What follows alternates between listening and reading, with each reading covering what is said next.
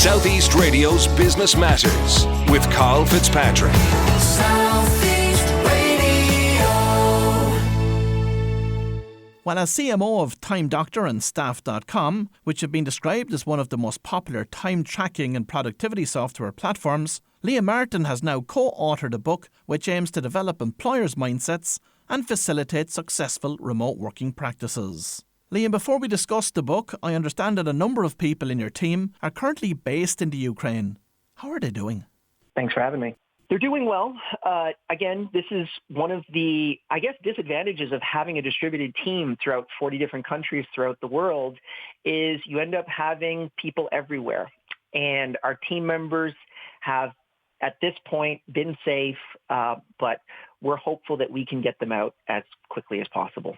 President Joe Biden was calling it out prior to it happening that there was going to be an invasion from Russia into Ukraine. Did your employees take that seriously at the time, or were they cynical in relation to it? I remember the night before the invasion, both me and my business partner spoke to all of those people. And again, we do not like to speak to people inside of asynchronous remote organizations. We pleaded with them saying, we will fly you anywhere on planet Earth. We will set you up with an apartment for 3 months anywhere on planet Earth. Please, let's get you out of here. A few of those team members took our offer, and we're very thankful that they did, and they're very thankful that they did. But a lot of our team members said, absolutely not. This is not going to happen. Putin will never invade Ukraine. And 3 days after the fact, we could not get them out. And of course, some of the best software engineers and developers in the world are coming from that part of Europe itself, in Ukraine. You have deeper concerns about the development of software as a result of this in the medium term? Absolutely. Just from talking to my friends that are all in the tech industry, every single person I've spoken to have team members in Ukraine, and specifically Kiev. It is really one of those hubs for technology. And we're probably we're seeing the tip of the iceberg when it comes to where software is going to go over the next, I'd say 18 to 36 months if we don't solve the Ukrainian-Russian war right now. I want to speak to you about a number of different topics this morning. Let's start with your company, mystaff.com. What's it all about? The mission statement is, and we've been doing this for over a decade, so for your listeners that have not really understood remote work since the pandemic, there have been people that have been doing it for a long time.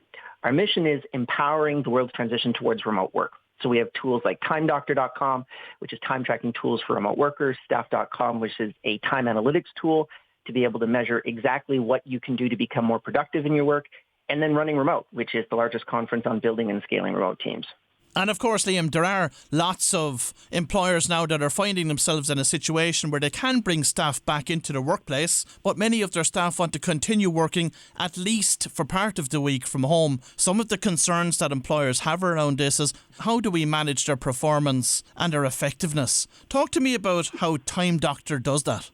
So we have a relationship both jointly between the employer and employee, where they can both have access to all of the tasks that they're doing throughout their workday.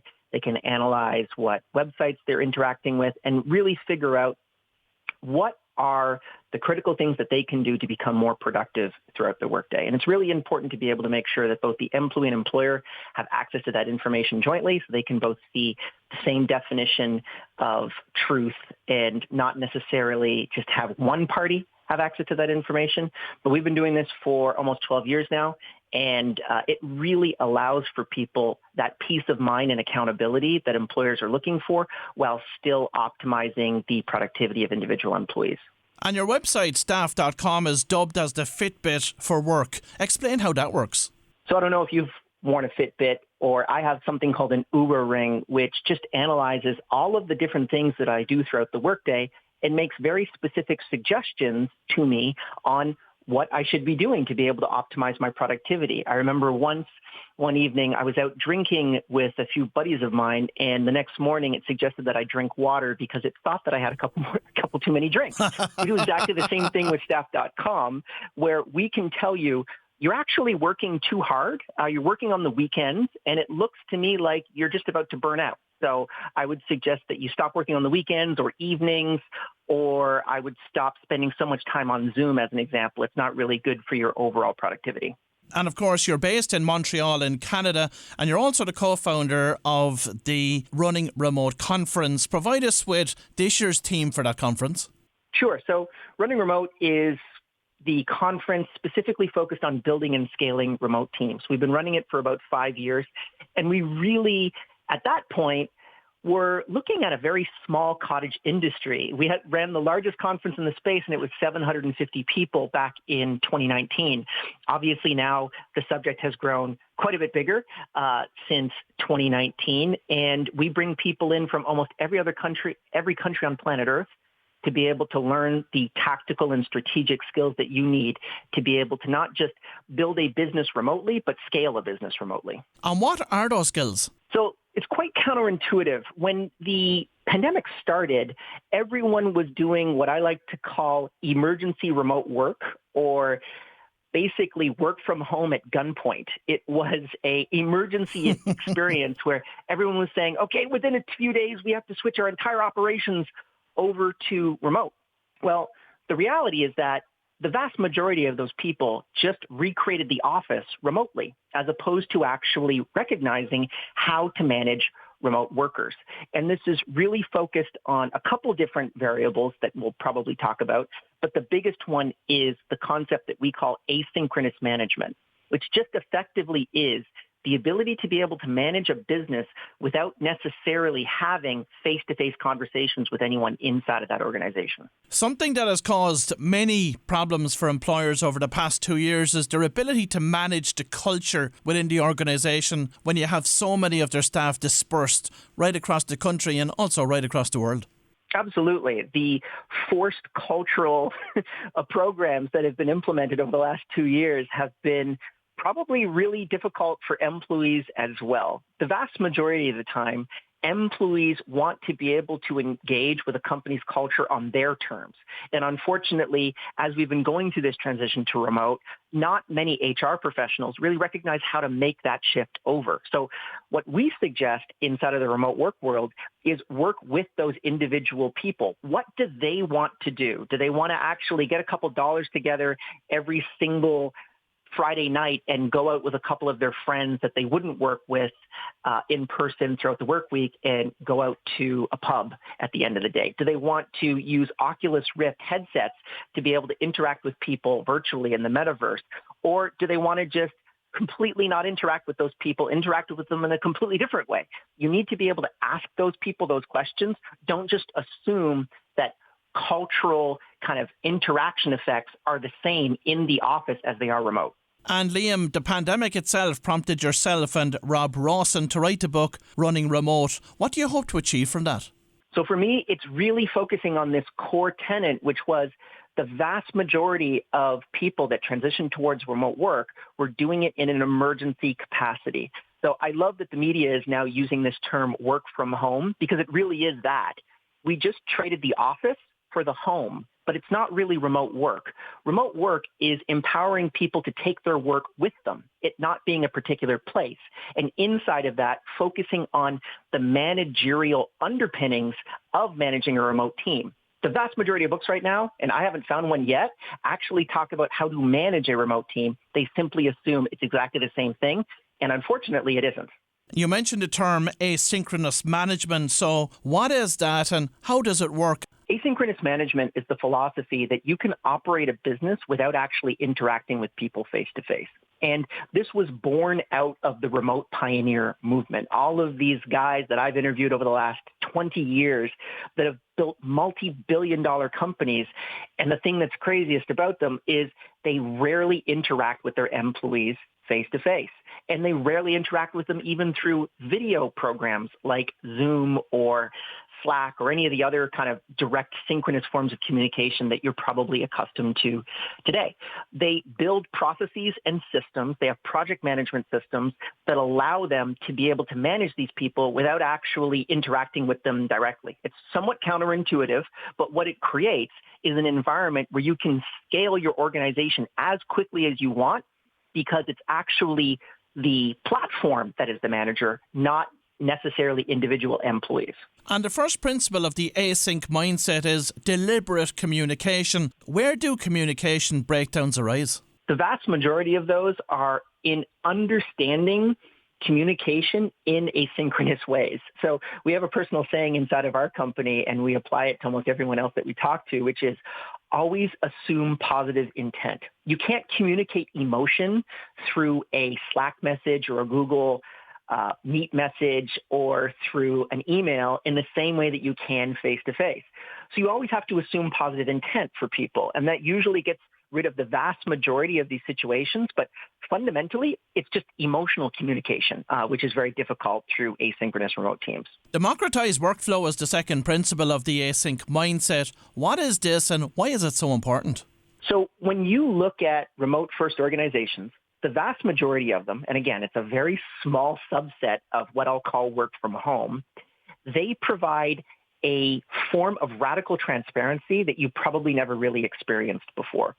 We have a saying, which is anyone that joins the company should have the same informational advantage as the CEO of the company.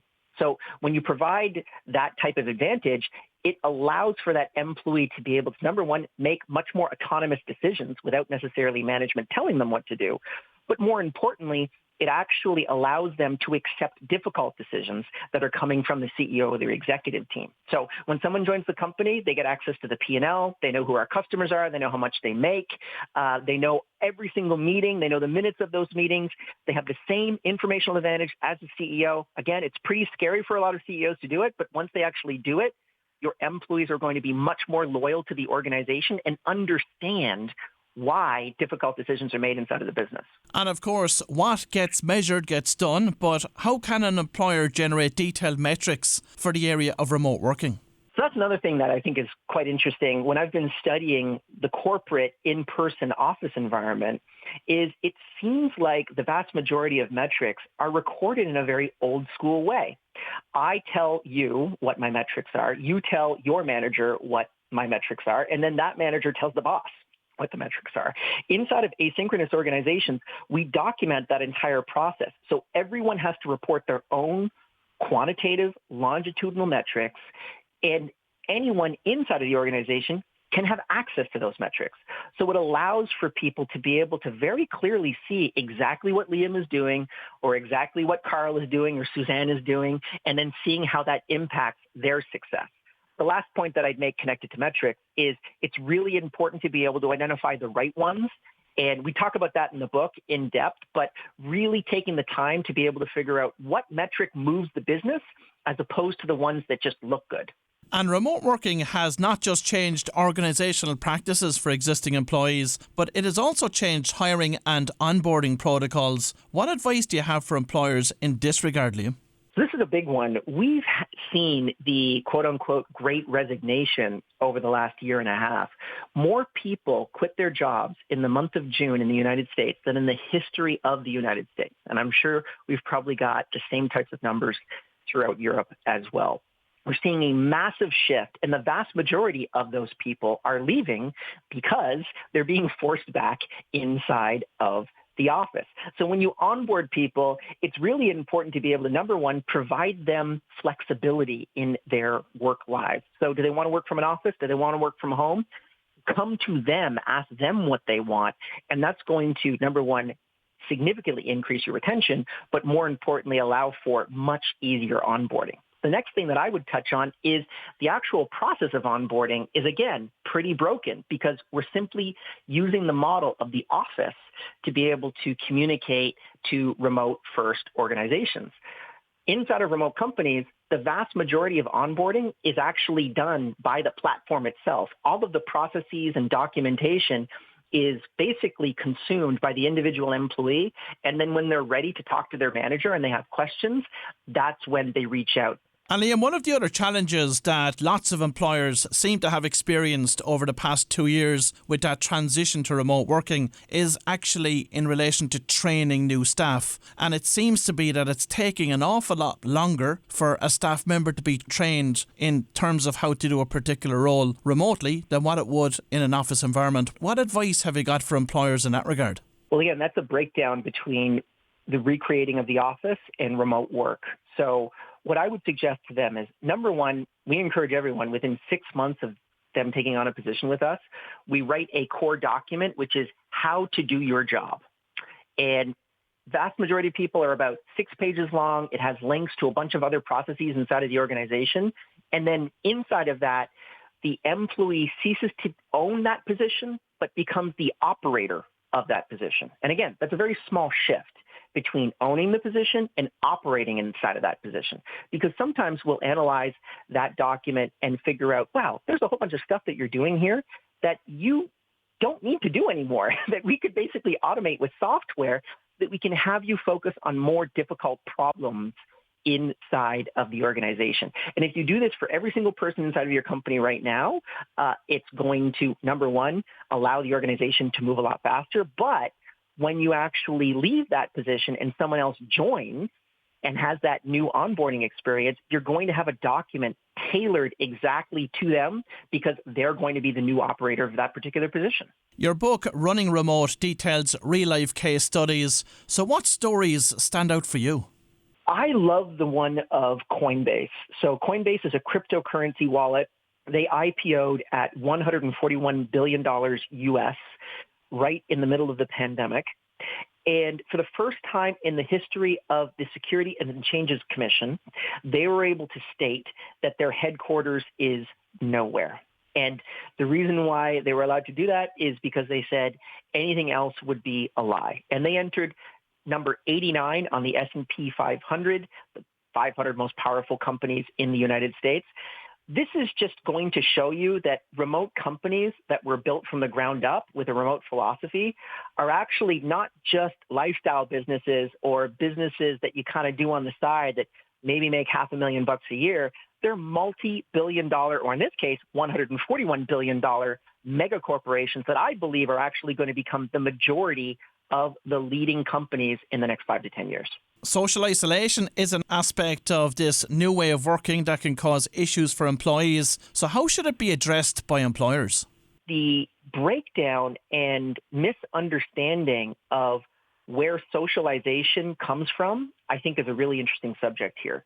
So the vast majority of the time, adults get their socialization from their work environment. So they socialize where they work.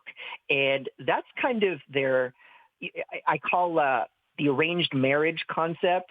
This is like arranged friends. This is, you didn't choose those people directly. They're just the people that you end up working with become your friends.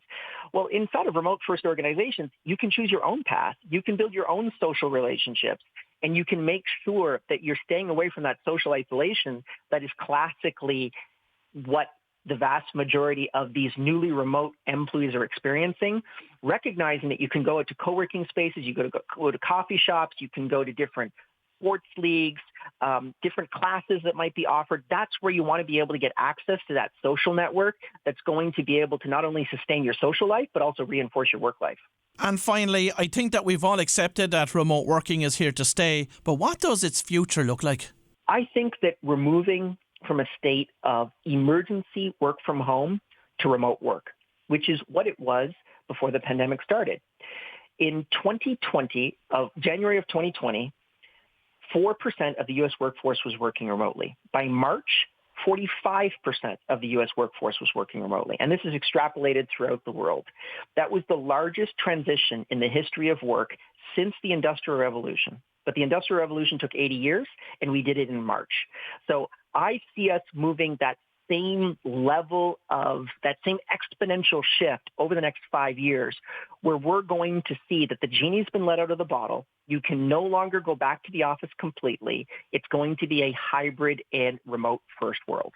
Well, if you've just tuned in, that was Liam Martin, the co-author of Running Remote. And I'd like to thank Liam for sharing tips about how to develop the async mindset with us this morning. Southeast Radio's Business Matters with Carl Fitzpatrick.